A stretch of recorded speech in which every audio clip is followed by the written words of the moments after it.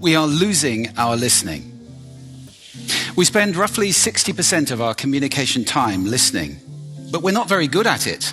We retain just 25% of what we hear. Now, not you, not this talk, but that is generally true. Let's define listening as making meaning from sound. It's a mental process, and it's a process of extraction. We use some pretty cool techniques to do this. One of them is pattern recognition. So in a cocktail party like this, if I say, David, Sarah, pay attention, some of you just sat up. We recognize patterns to distinguish noise from signal, and especially our name. Differencing is another technique we use. If I left this pink noise on for more than a couple of minutes, you would literally cease to hear it. We listen to differences, we discount sounds that remain the same. And then there is a whole range of filters. These filters take us from all sound down to what we pay attention to. Most people are entirely unconscious of these filters, but they actually create our reality in a way because they tell us what we're paying attention to right now. I'll give you one example of that. Intention is very important in sound, in listening. When I married my wife, I promised her that I would listen to her every day as if for the first time. Now that's something I fall short of on a daily basis. But it's a great intention to have in a relationship. But that's not all. Sound places us in space and in time. If you close your eyes right now in this room, you're aware of the size of the room from the reverberation and the bouncing of the sound off the surfaces. And you're aware of how many people are around you because of the micro noises you're receiving.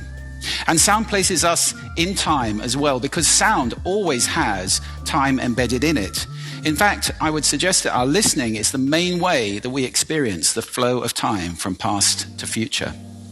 So, sonority is time and meaning, a great quote. I said at the beginning, we're losing our listening. Why did I say that? Well, there are a lot of reasons for this. First of all, we invented ways of recording.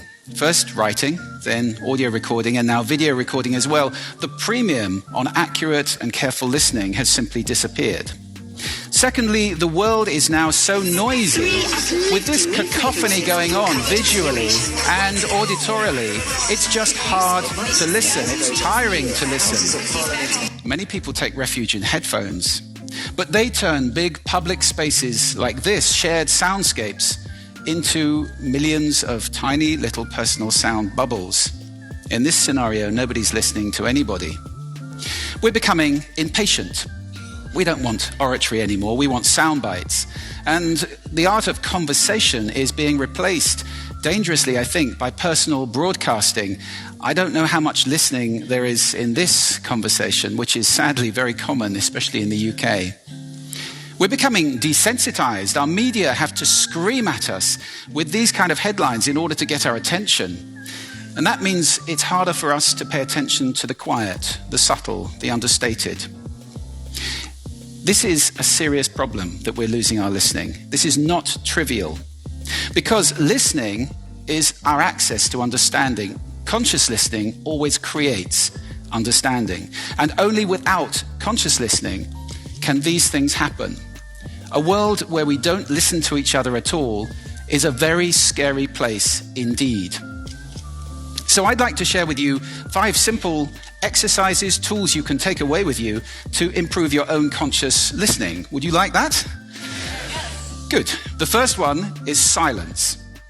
Just 3 minutes a day of silence is a wonderful exercise to reset your ears and to recalibrate so that you can hear the quiet again. If you can't get absolute silence, go for quiet. That's absolutely fine.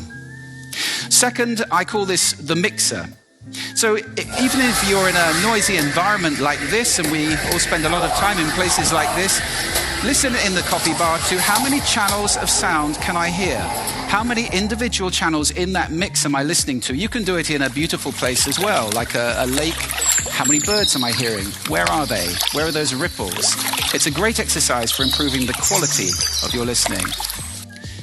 Third, this exercise I call savoring. And this is a beautiful exercise. It's about enjoying mundane sounds. This, for example, is my tumble dryer. It's a waltz. 1, 2, 3, 1, 2, 3, 1, 2, 3. I love it. Or just try this one on for size.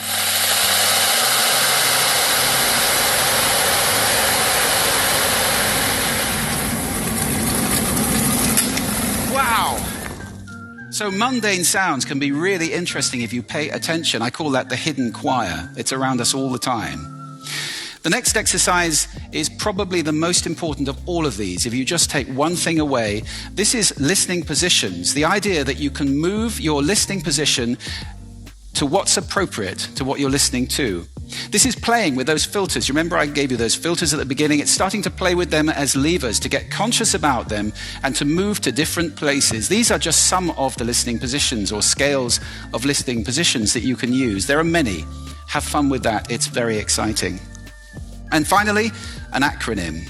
You can use this in listening, in communication. If you're in any one of those roles, and I think that probably is everybody who's listening to this talk. The acronym is RASA, which is the Sanskrit word for juice or essence. And RASA stands for receive, which means pay attention to the person, appreciate, making little noises like, oh, okay. Summarize, the word so is very important in communication, and ask questions afterwards. Now, sound is my passion, it's my life. I wrote a whole book about it, so I live to listen. That's too much to ask for most people. But I believe that every human being needs to listen consciously in order to live fully. Connected in space and in time to the physical world around us, connected in understanding to each other, not to mention spiritually connected, because every spiritual path I know of has listening and contemplation at its heart. That's why we need to teach listening in our schools as a skill. Why is it not taught? It's crazy. And if we can teach listening in our schools, we can take our listening off that slippery slope to that dangerous, scary world that I talked about and move it to a place where everybody is consciously listening all the time, or at least capable of doing it. Now, I don't know how to do that, but this is TED. And I think the TED community is capable of anything. So I invite you to connect with me, connect with each other, take this mission out, and let's get listening taught in schools and transform the world in one generation to a conscious listening world, a world of connection, a world of understanding, and a world of peace. Thank you for listening to me today.